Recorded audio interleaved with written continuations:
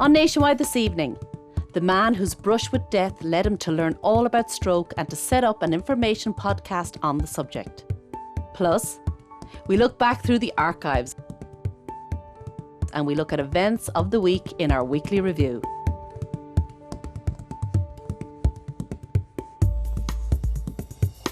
Welcome to Nationwide. Now, each year 10,000 people have a stroke in Ireland and up to 2,000 of them die.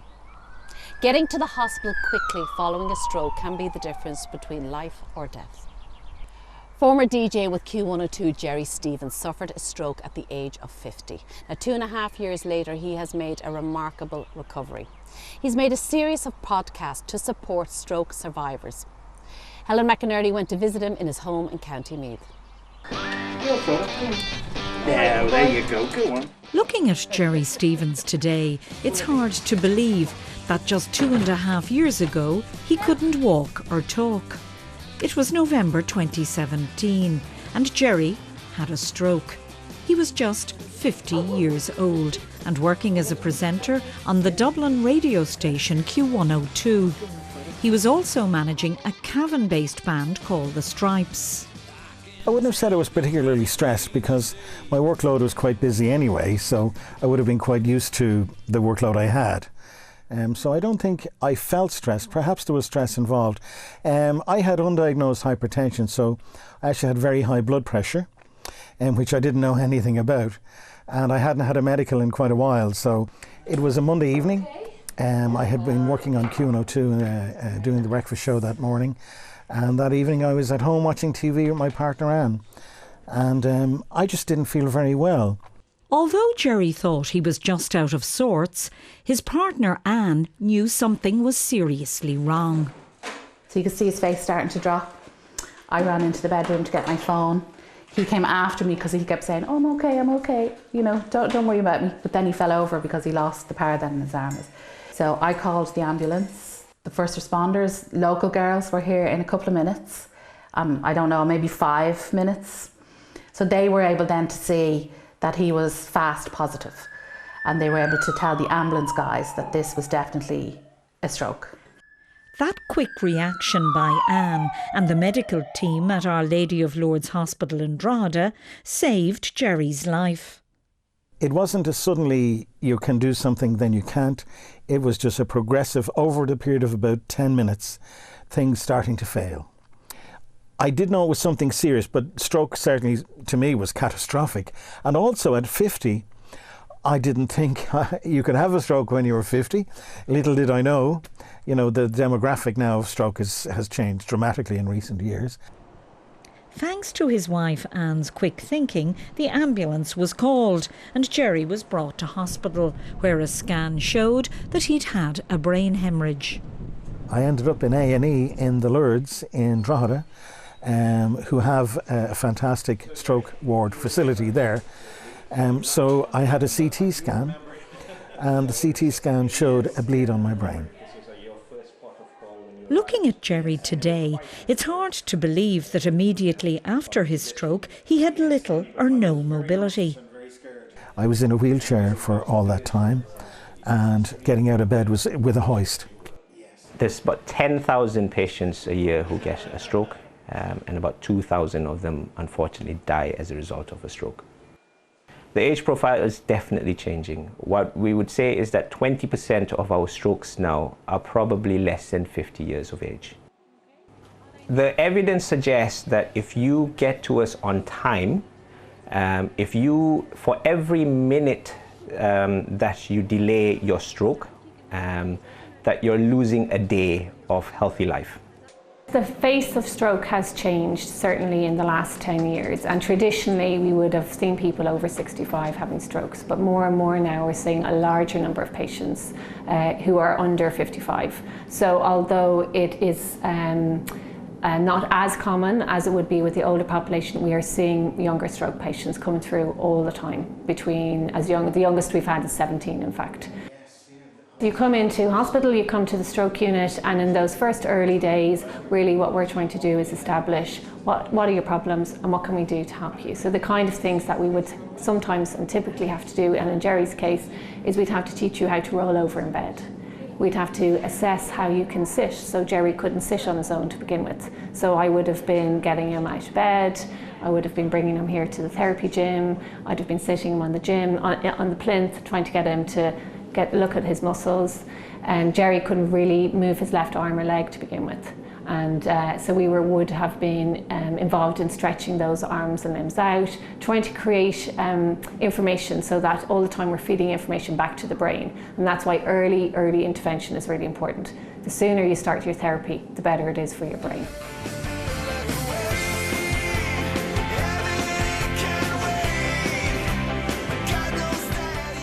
Another stroke survivor is Shane Kelly. Shane was just 43 years old when he had his stroke. He works for the Psychological Society of Ireland, but he's also a singer and guitarist with rock band Pale Blue Moon. He has spoken to Gerry about his stroke for Gerry's podcast. About a year ago I had a stroke. In fact, I had 2 strokes. One quite quickly after the first one, as if the first one wasn't scary enough. It was a bright sunny Sunday morning, and I remember clearly I was really looking forward to the day because it was a day off work, and I was getting ready to go shopping with my daughter, and I ran upstairs to get my daughter Maisie. She was in the shower, and I was banging on the door saying, "Come on, Maisie, it's time to go. You can't get any cleaner after being 20 minutes in the shower. Let's go." And then I realised I was lying on the bed, which is just outside the bathroom, and I had a very strange sensation. I realised I could see my hand on my leg, but I couldn't feel it, and I was completely disassociated from my arm and my hand and my leg, and I started to realise quite quickly that I'm having a stroke. Prior to the stroke, Shane had no health issues and believed himself to be fit and healthy. My wife is a nurse, and I was trying to call her, and I realised as I'm trying to call her that I couldn't speak. I also then started to realise that my left arm was hanging and was paralysed, so I had lost power in my left side, and I instinctively knew at that stage that I was having a stroke. Apart from losing the sight in his right eye, Shane has made a great recovery and says his wife's quick response in getting him to hospital played a big part in this. My guest today on our Strokecast is fellow stroke survivor Shane Kelly. Shane, thanks for joining us today. It's 2.5 years since Gerry Stevens had his stroke, and during that time he's undergone intensive rehabilitation. He has made a great recovery, and now he's sharing his story with others. It was a friend and former colleague of Gerry's that suggested he use his experience as a radio presenter to produce podcasts where he interviews stroke survivors and health professionals. He calls it the Strokecast. Gerry and I would have worked together probably 30 years ago in the original Q102 in Dublin, and even probably before that. And we would know each other a long time. We worked together more recently, about 10 years ago, in other radio stations.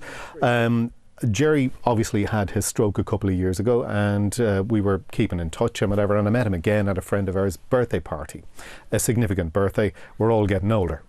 And he was telling me about the programme that he'd been on with the other stroke survivors, the other 5 or 6 of them.